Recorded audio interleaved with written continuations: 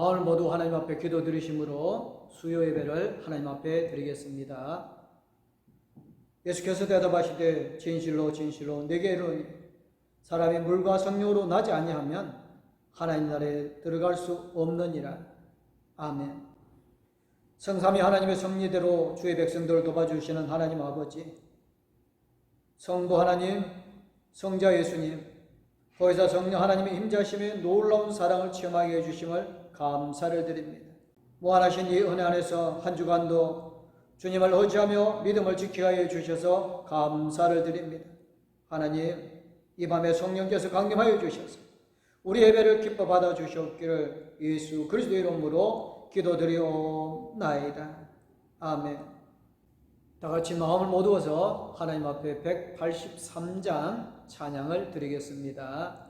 인들의 마음을 같이 시는 나의 영혼 주님의 약속한 성령 간절히 기다리네. 가물함에 마른 땅에 단비를 내리시네. 성령의 단비를 부어 새 생명 주옵소서. 바람 빗소리 들려 산천이 춤을 추네. 봄 밀어내리는 성령 내게도 주옵소서. 가문함에 마른 땅에 단비를 내리시니 성령의 단비를 부어 새 생명 주옵소서.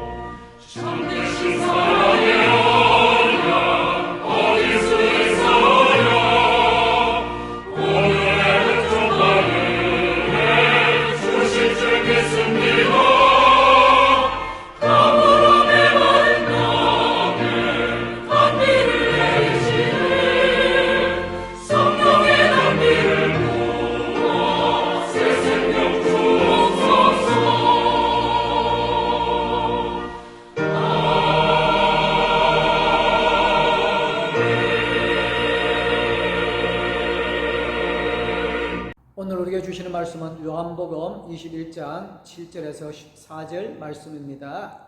제가 봉독하여 올리겠습니다. 예수께서 사랑하시는 그 제자가 베드로에게 이르되 주님이시라 하니 시몬 베드로가 벗고 있다가 주님이라 하는 말을 듣고 겉옷을 두른 후에 바다로 뛰어내리더라. 다른 제자들은 육지에서 거리가 불과 한 50칸쯤 되므로 작은 배를 타고 물고기든 그물을 끌고 와서 육지에 올라보니 숯불에 있는데 그 위에 생선이 놓였고 떡도 있더라. 예수께서 이르시되 지금 잡은 생선을 좀 가져오라 하시니 시몬 베드로가 올라가서 그물을 육지에 끌어올리니 가득히 참 물고기가 153마리라 이같이 많으나 그물이 찢어지지 아니하였더라. 예수께서 이르시되 조반을 먹으라 하시니 제자들이 주님이신 줄 아는 고로 당신이 누구냐 감히 묻는 자가 없더라. 예수께서 가셔서 떡을 가져다가 그들에게 주시고 생선도 그와 같이 하시니라. 이것은 예수께서 죽은 자 가운데서 살아나신 후에 세 번째로 제자들에게 나타나신 것이라. 아멘. 다 같이 한 마음으로 191장 찬송을 하나님 앞에 드리겠습니다.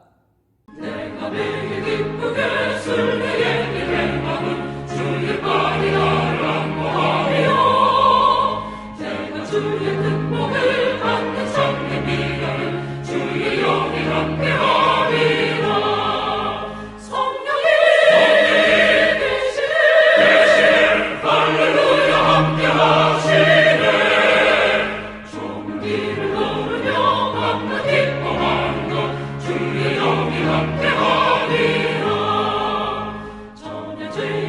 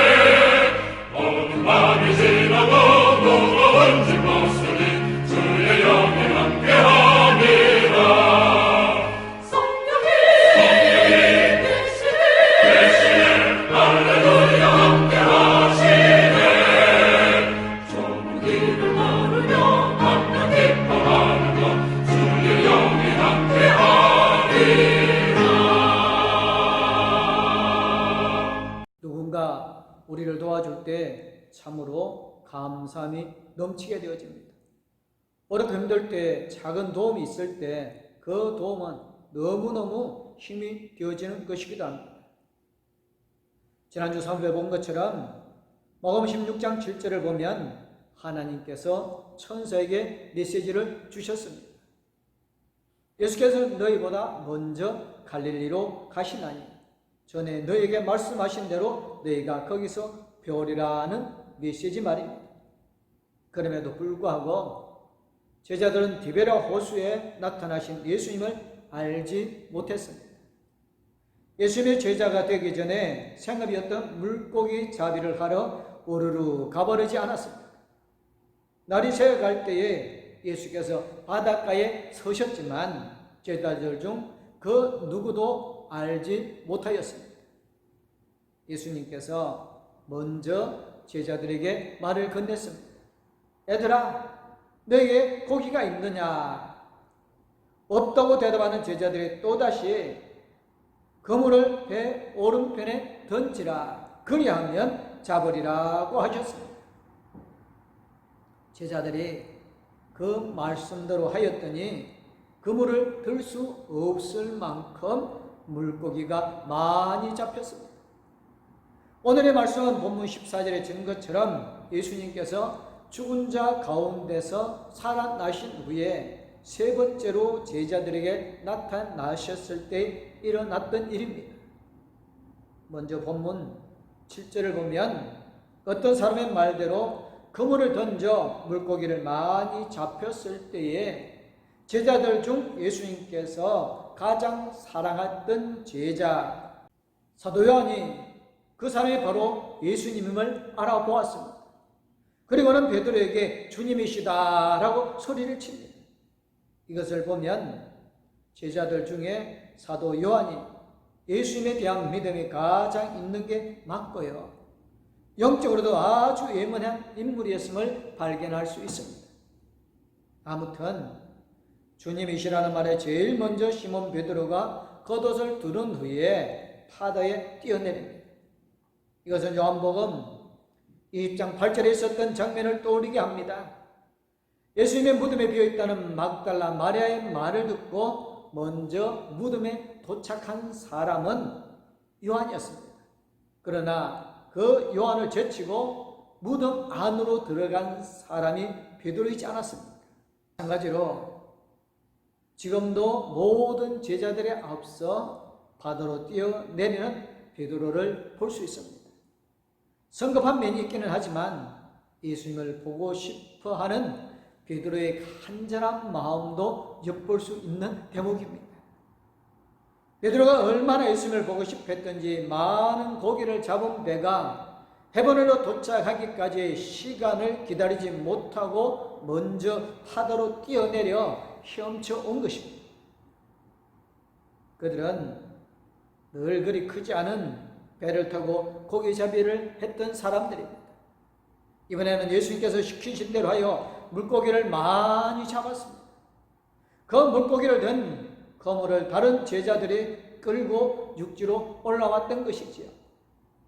육지로 올라와 보니 이게 웬일입니까? 본문 9절에 기록하고 있는 것처럼 육지에 숯불이 있고 그 위에 생선과 떡이 있었습니다. 누가 준비해 놓은 것일까요? 부활하신 예수님께서 제자들을 위해 준비해 두셨습니다. 그렇게 하신 목적이 있었겠지요. 그 목적이 무엇일까요? 예수님을 보려고 바다를 헤엄쳐온 베드로가 몸을 녹일 수 있도록 조치하시려고요. 또 이른 아침 차가운 바다에서 고기잡이를 하느라 물에 젖은 제자들의 몸을 녹일 수 있도록 조치하신 것이기도 합니다. 여기서 생선은 바다에서 수확하는 수확물 가운데 대표적인 먹거리고요, 떡은 땅의 수확물 중 대표적인 먹거리입니다. 따라서 생선과 떡은 갈릴리 지방에 사는 서민들의 식사 메뉴였음을 알려주려는 것입니다. 이처럼 예수님은 제자들의 배고픈 문제까지도 세심하게 배려하고 해결해 주십니다. 마찬가지로 태초에 천지를 창조하신 하나님은 저와 여러분의 의식주를 책임져 주십니다. 그런데 여러분, 제자들 중에 유독 베드로에게는 육지 위에 놓인 숯불이 남다른 의미로 다가왔을 것입니다. 자기 허기를 채워줄 생선과 떡이 보이는 게 아니라 거기에 있는 숯불이 더 크게 보였습니다. 베드로에게 숯불은 생각하기도 싫은 만큼 아픔을 준 대상이기도 합니다. 마태복음 18장 17절 18절을 보면 대제사장의 문을 지키는 여종이 베드로에게 묻습니다. 너도 이 사람 중에 하나가 아니냐? 베드로가 아니다며 강력하게 부인합니다. 그때가 아주 추운 때였으므로 종과 아랫 사람들이 불을 피우고 서서 쬐고 있었고요. 베드로도 그 사람들과 함께 서서 찌고 있지 않았습니까? 그때 불과 본문 9절의 숯불이 똑같은 뜻을 가진 안드라키안이라는 단어입니다. 그렇다면 베드로가 육지에 놓인 숯불을 보는 순간 굉장히 당황하였을 것입니다. 더군다나 그 숯불은 예수님께서 피우신 것입니다. 그 사실을 알았을 때 베드로의 심정은 어떠했을까요? 마음은 괴롭고 아프며 고개를 들지 못할 정도로 많이 부끄럽고 죄송했을 것입니다. 배가 육지에 도착하기도 전에 배에서 뛰어내림으로써 다른 제자들보다 먼저 도착한 베드로는 숯불을 피워 그 위에 생선과 떡을 올려놓으신 예수님을 만나게 됩니다. 그 예수님을 베드로는 자기가 3번이나 부인하지 않았습니다. 마태복음 26장 33절에서 모두 주를 버릴지라도 나는 결코 버리지 않겠나이다며 굳게 맹세까지 해놓고도 한 번도 고민도 해보지 않고 즉각 예수를 부인하지 않았습니다. 그 예수님이 지금 부활하셔서 자기 앞에 계시는 것입니다. 베드로의 얼굴 표정과 행동까지가 얼마나 불편하고 얼마나 어색했을까요? 가룟 유다로부터 배반당하고 베드로는 자기로부터 부인당한 예수님께서 혹 무슨 말씀이라도 하시지 않을까 조마조마한 마음으로 예수님 앞에 조아리고 있었을 것입니다. 무엇보다 베드로 자신의 과거가 생각나 무척이나 괴로웠을 것입니다. 그런데 여러분, 본문 10절을 보면 복잡미묘한 베드로의 심경과는 달리 예수님은 평온하셨습니다. 베드로의 어떤 질책이나 섭섭한 마음도 언급하지 않으셨습니다. 도리어 베드로에게 지금 잡은 생선을 좀 가져오라고 하였습니다. 여러분, 이 말씀이 좀 이상하지 않으십니까? 오병이어와 질병의 기적을 일으키신 예수님이 굳이 제자들에게 잡은 생선을 좀 가져오라고 하실 필요가 있었을까요? 예수님은 얼마든지 숯불에 놓인 생선과 떡으로 다시 오병이어와 같은 기적을 일으킬 수도 있었습니다. 그럼에도 예수님께서 제자들에게 굳이 생선을 가져오라고 하신 이유가 무엇일까요? 예수님은 제자들로부터 순종 여부를 확인하고 싶으셨기 때문입니다.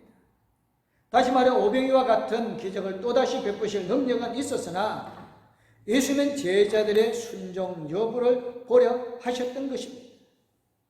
그것은 장차 너희들의 사역은 철저한 순종이 요구된다는 사실을 가르쳐 주시기 위함이었기에 굳이 생선을 가져오라 하신 것입니다. 또 한 가지 이유가 있습니다. 예수님 자신이 베푸신 이적을 제자들에게 직접 확인시켜 주고 싶으셨던 것입니다. 제자들이 예수님의 말씀에 순종했을 때에 비로소 많은 물고기를 잡을 수 있지 않았습니까? 그렇습니다. 삶의 풍요는 사람의 수고나 노력으로 이루어지는 게 아닙니다. 물론 자신의 수고와 노력으로 삶을 풍요롭게 사는 사람들이 있습니다.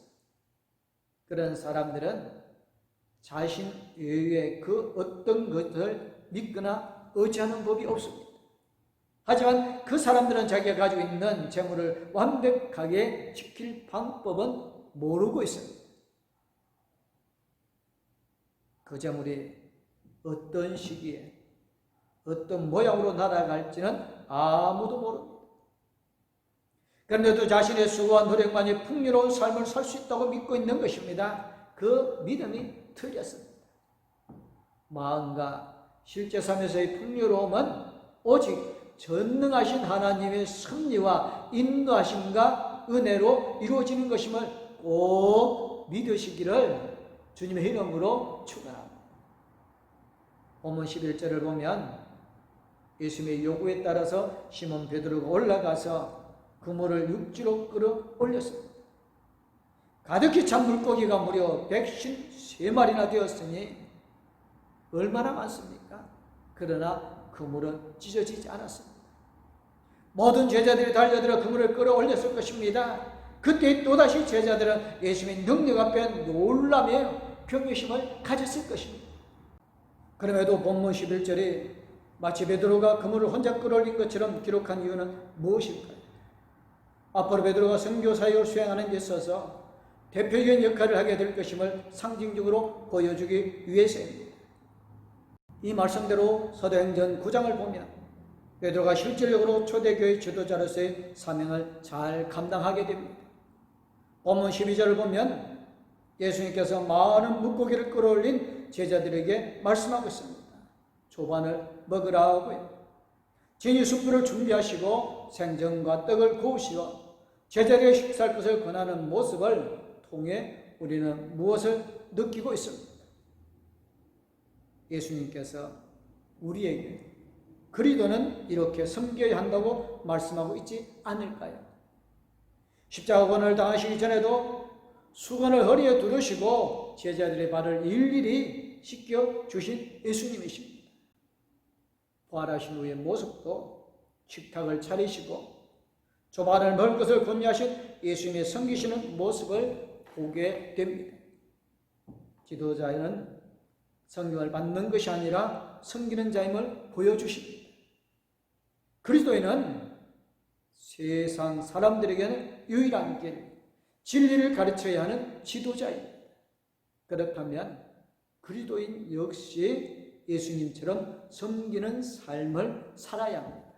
늘 배려하고 희생하고 실질적인 도움을 주고 손해보면서까지 세상 사람들의 유익을 해치 않고 도리어 제공하는 섬기는 모습이 필요한 것입니다.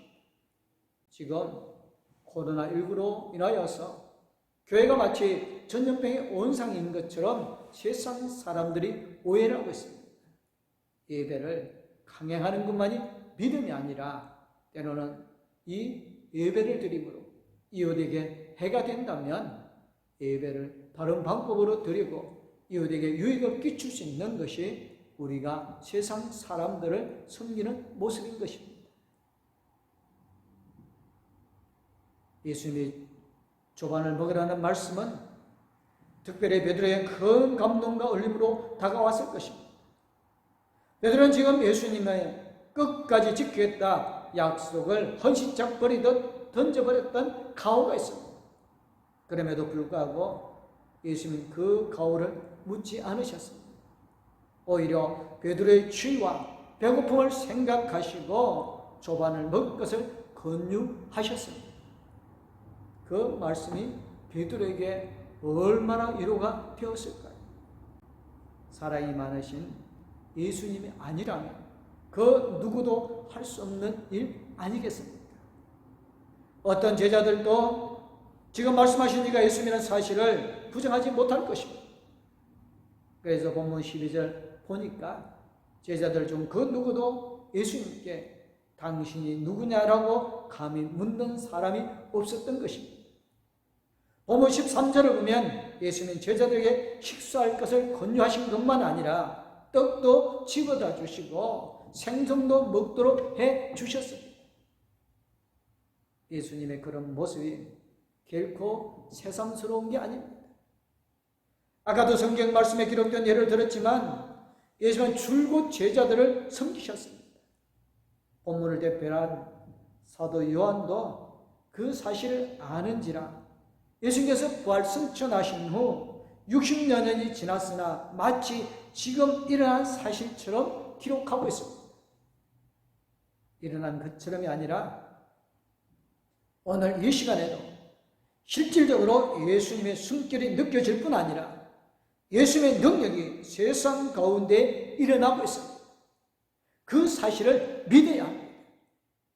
그 예수님께서 지금 이 시간 우리 가운데 거룩한 영 성령을 오셔서 도우십니다. 로마서 8장 26절이 잘 증거하고 있습니다. 이와 같이 성령도 우리의 연약함을 도우시나니 우리는 마땅히 기도할 바를 알지 못하나 오직 성령이 말할 수 없는 탄식으로 우리를 위하여 친히 간구하시느니라고 하셨습니다. 예수님 요한복음 16장 7절의 증거대로 이 땅에 진리의 영 성령으로 오셨습니다. 그러나 내가 너에게 실상을 말하노니 내가 떠나가는 것이 너에게 유익이라. 내가 떠나가지 아니하면 보혜사가 너에게로 오시지 아니할 것이요 가면 내가 그를 너에게로 보내리니. 아멘. 예수님께서 부활 승천하신 후에는 보혜사 성령으로 우리 곁에 오신 것입니다. 예수님 당시 예수님께서 제자들을 섬기시며 도우시듯 지금은 보혜사 성령께서 우리를 도우시는 것입니다. 그러나 저와 여러분은 보혜사 성령을 의지해야 합니다. 그래서 갈라디아 6장 8절의 말씀처럼 성령을 위하여 심고 성령으로부터 영생을 거두는 것입니다. 아무쪼록 우리를 도우시는 성령을 따라 그 성령의 명령에 순종하여 살아가는 그리스도인이 되어주시기를 주님의 이름으로 축원합니다. 아멘. 기도하겠습니다. 은혜와 사랑, 기쁨, 소망, 이로움을 더해 주시는 하나님 감사드립니다. 부활하신 예수님께서 제자들을 챙기시고 땅 그들의 섬기는 모습을 통하여 그들에게 순종을 요구하였던 것처럼 이 시대를 살아가는 우리에게 보혜사 성령께서 하나님의 말씀에 순종을 원하심을 믿습니다. 이제는 우리가 성령의 인도함을 받고 하나님의 말씀에 순종함을 통하여 이 땅에 많은 성령의 열매들을 맺어가게 하여 주실 줄 믿습니다. 하나님, 코로나19로 인하여서 세상 사람들이 교회를 오해하고 있습니다. 이때 우리가 더욱 성령의 인도함을 받아 세상을 잘 섬김을 통하여 그들이 하나님의 품으로 돌아오는 역사가 일어나게 하여 주실 줄 믿사옵고 죄와 사망에서 건져 구원하여 주신 우리 주 예수 그리스도의 이름으로 기도드리옵나이다. 아멘. 이제는 우리에게 새 생명을 주신 우리 주 예수 그리스도와 우리와 함께 있으며 우리 힘과 능력이 되어 주시는 하나님의 그 큰 사랑과 우리 나갈 길을 인도해 주실 성령님의 감화감동, 위로교통 충만하심, 오직 성령의 인도함을 받기를 원하는 봉독교회의 모든 성도님들과 가족들 위해 이제부터 영원토록 함께하옵기를 간절히 축원하옵나이다. 아멘.